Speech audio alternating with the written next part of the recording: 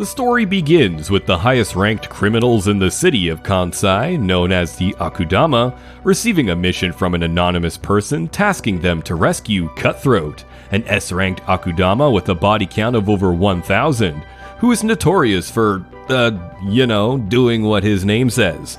Anyways, whoever is successful in rescuing him from being executed will receive 100 million yen.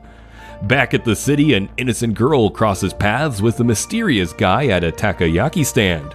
Unbeknown to her, he is an S-ranked Akudama known as Courier, with a sentence of over 700 years, who specializes in delivering illegal packages with a success rate of 100%. Anyway, she spots that he has dropped some change and quickly picks it up and tries to return it. But she's then surprised when he told her that picking up loose change from the ground is bad luck, just before he speeds away on his bike. She is then further surprised when she finds out that the stand only accepts cash payments, which is rare in the future. Not having cash on her, she gets arrested and charged with swindling.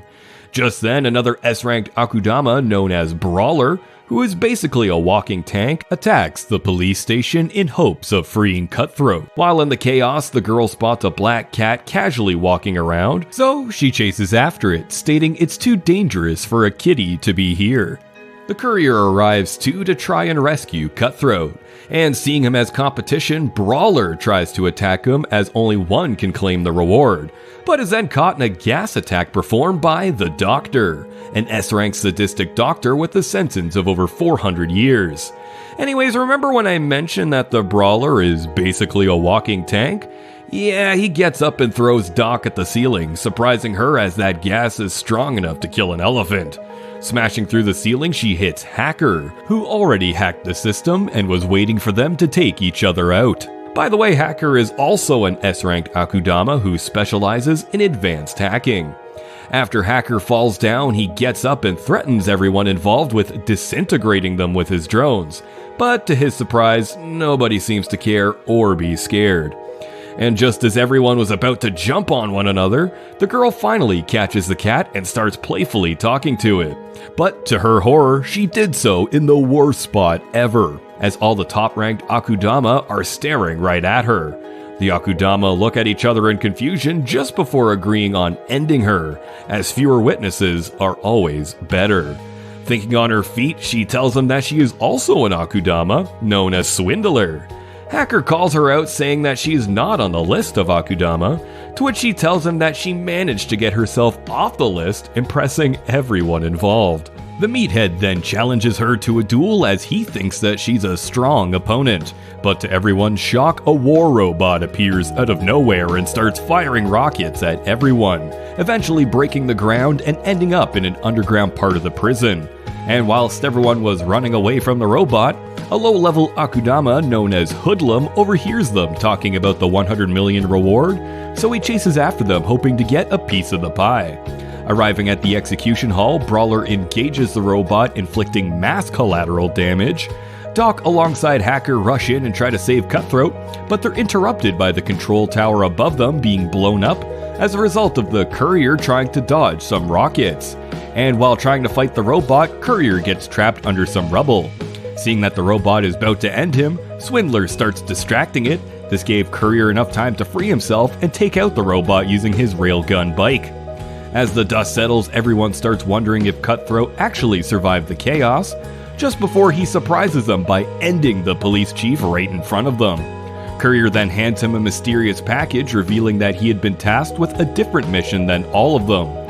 In a flash, Cutthroat puts collars on everyone and reveals that they're bombs. As they all start to freak out, Brawler asks him what the point of this, to which he answers that he doesn't know anything either. Just then, the black cat speaks, shocking everyone involved. It then states that it's the mastermind behind everything so far, and then pays them each 100 million yen for completing the job. Mr. Cat further explains that he needs help in a new mission, to which he will pay them 1 billion yen each for completing it. And after rather explosively relocating to a hotel, Mr. Cat further explains the plan. They are set to raid the Shinkansai, an almost mystical train that specializes in exporting goods from Kansai, aka the dump-like place, to Kanto, a nation said to be a utopia inhabited by godlike beings. Some context here: long ago, Kanto and Kansai were at war with each other. Kanto, aka the Utopia, dropped a new kind of bomb on Kansai, ending the war. Well, anyways, it created an almost death zone in the region, and also decimated Kansai in the process. Seeing this happen, Kanto held out a helping hand, which is the Shinkansai, to help rebuild the nation, and that's why everyone seemed to worship the train. Furthermore, Mr. Cat informed him that they'll need to bypass an almost impenetrable defense system on the train that vaporizes anything that doesn't belong in there, all to steal and deliver a special package inside. After everyone agreed to the plan, Swindler states to herself that she only needs to go with the flow if she wants to stay alive. But suddenly they're interrupted by the Executioners, a special force with the sole purpose of suppressing, or, if need be, executing dangerous Akudama.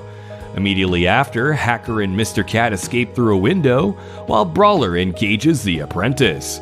Cutthroat tries to sneak an attack, but is then thrown out of a window by the Master, who engages the courier and overpowers him.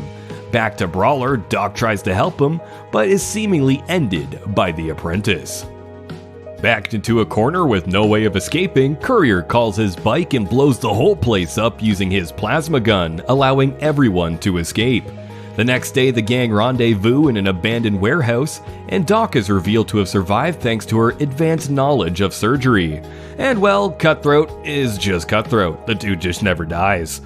Mr. Cat further briefs them on how the train works, stating that the only docks for 20 minutes, and that without a special key they need to press 2 protected buttons at the same time. Furthermore, Hacker will need to disable its filtering system, or else they will be vaporized once they enter the train. At the Kansai station, Swindler manages to sneak in disguised as a maintenance worker, covering for a sick coworker. After successfully getting inside, Hacker disables the cameras, and the party splits up in order to go press the buttons. After spotting a red shiny button, Cutthroat rushes forward to press as he is completely infatuated with the color red, but quickly backs off after realizing that it's protected by a number of layers of force fields. After throwing his knife at it, he realizes that he can stack throw them in order to press the button. Back to Brawler, Doc, and Hoodlum, who run into the same problem, up until Brawler spots the weak point in the system, and if you're asking what it is, it's him. He effortlessly rips off the columns responsible of casting the force field, impressing Hoodlum, who starts showering him with compliments on how smart he is. Jumping back to Cutthroat, who stopped because he ran out of knives. Upon hearing this, Swindler gets very frustrated, and as she touches one of Hacker's drones, she uses it as a throwing ball in order to press the button, just in time as Hoodlum smashes the other one with his face, successfully opening the elevator to the train. As they make it to the docking station, they are surprised by just how massive the train is. Hoodlum then takes out a special device given to him by Mr. Cat that will basically knock the power off of the whole city. Hacker then starts working on disabling the system, but then states to Swindler that the device knocked his servers offline too, and that he can't hack the system in time. He then further explains that the original package that was supposed to go inside has a similar mass and weight to her, and that she could go inside as it's their best bet. Seeing no other way, Swindler takes the risk and actually enters the train without being disintegrated. She then disables the firewall, allowing everyone to make it just in time as the train departs. Soon after, the Executioners arrive, but they're too late as the train has already departed. The Master states that it's not over yet, so they chase them. Back at the train, the gang is surprised to see the Executioners cutting through the firewall with their off-brand lightsabers, causing it to short out and allowing them to enter. As both sides prepare for the impending fight, Brawler takes on the apprentice, barely dodging her attacks, just before throwing her at Doc, knocking her out. Seeing this, the Master takes on the Brawler. And as the team retreats towards the front end of the train, Courier stays behind, stating that they will need his bike to complete the job. After closing the door, Mr. Cat becomes frustrated, stating that if they don't take out the Executioners in time, all their hard work would have been for nothing. Just then, for some reason, Cutthroat becomes infatuated with the Swindler and states that he will never let anything happen to her, majorly creeping her out. But between you and us, he probably just wants to watch her bleed to death. Back to Courier, who is fighting Master, and as he dodges a shot, it accidentally hits Brawler. But unbeknown to him, Brawler catches it with his mouth just before spitting it out at the Master, injuring his shoulder. Courier then targets his knocked out sidekick, but this only seems to piss him off as he starts majorly overpowering Brawler.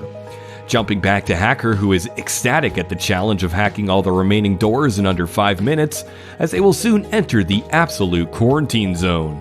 Some context here, the Absolute Quarantine Zone is where the bomb dropped right after the decontamination zone that purges all organic matter, and finally Kanto, aka the Utopia.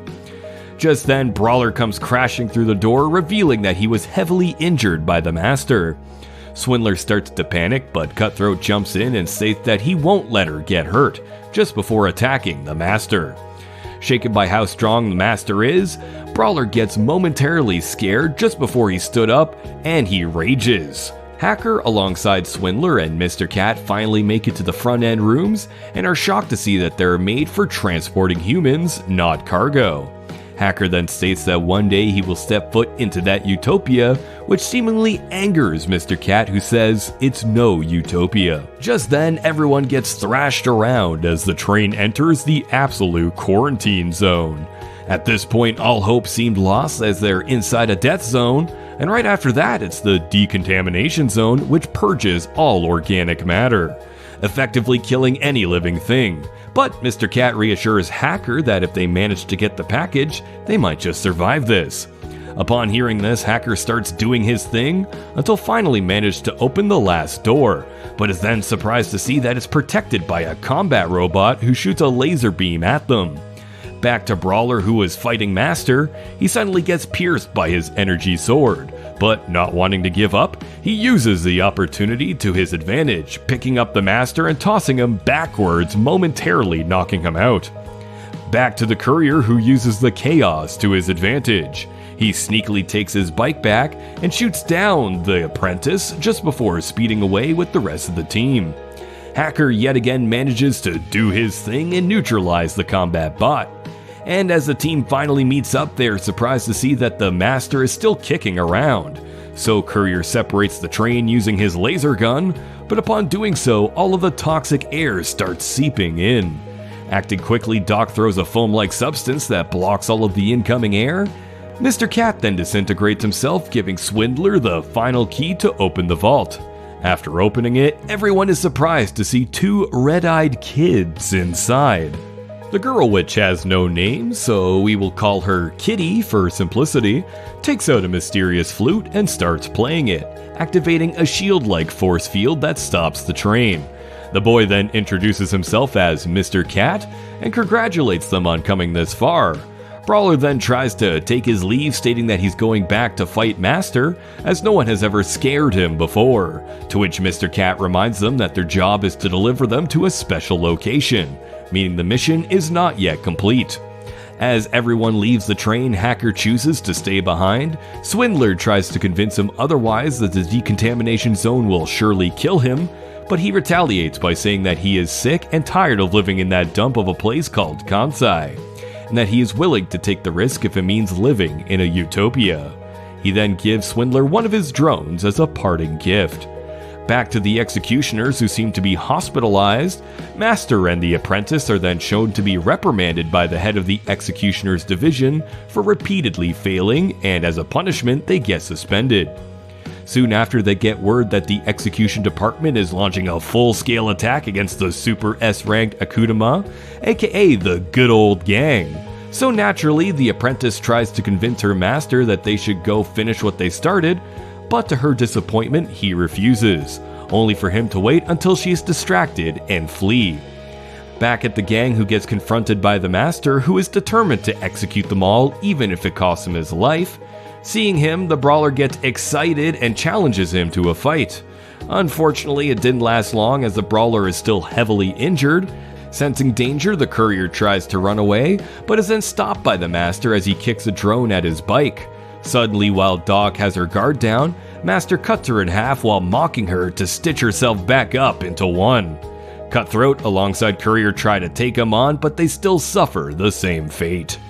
And as the Master is inching ever so closer to Swindler, Cutthroat cuts his own legs off to free himself from under some rubble, all to save Swindler, whom he calls his Red Angel.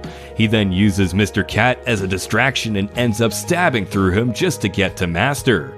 Seeing this, everyone involved is disgusted, even Master, who promptly stabs the bastard.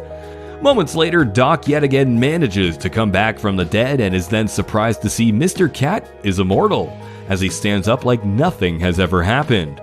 Doc stitches up Cutthroat back together. Meanwhile, Brawler yet again challenges Master to a duel, giving the gang an opportunity to escape. And after a beautifully animated fight, Brawler and Master come to a stalemate and end up tragically taking each other out. Just then, the apprentice arrives to see her almost dead Master laying on the floor. She then comforts him in his last moments. Master then gives her his energy sword and tells her to survive. Just then, the hoodlum arrives to see his dear friend's lifeless body on the floor. Spotting a dropped lightsaber, he picks it up and presumably takes out the apprentice. Back to the gang, who arrive at the set place, revealing it to be an underground pre-war amusement park with a giant rocket ship in the middle. The gang starts to increasingly pressure Mr. Cat to spill the beans about just what the hell is going on. To which he caves in and reveals that long ago, before the war, humans used to travel across the solar system, and the rocket's purpose is to transport him and Kitty to an ancient moon base. He then elaborates by saying he was the end result of a project run by Kanto to create immortal beings that took the lives of over 5,000 of their brothers and sisters, basically compressing down clones to create a super specimen that is immortal. Soon after, he pays them all 1 billion yen each and then thanks them for completing their job. Just as they are ready to board the ship, all of the execution department showed up, led by the head lady. It is then revealed that Doc was secretly a double agent and that she had sold them out in exchange for her record being wiped. Doc then takes hold of Mr. Cat, all while the lady explains that his plan is foolish as the moon he's seeing is only a hologram, revealing that the moon had been destroyed in the war. As all the executioners attack, Cutthroat protects Swindler, going as far to get his leg stabbed. Remembering a promise he made to his sister on the first day that they met, Mr. Cat uses his hat as a flashbang, giving Swindler and Kitty the perfect opportunity to board the ship and escape. Well, that's all for today, folks. Part 2 will be coming out shortly, if not already. Don't forget to drop down and show us some love, it's much appreciated. But in the meantime, you can check out our other videos I highly recommend. Spy accidentally marries an S-ranked assassin with a telepathic kid.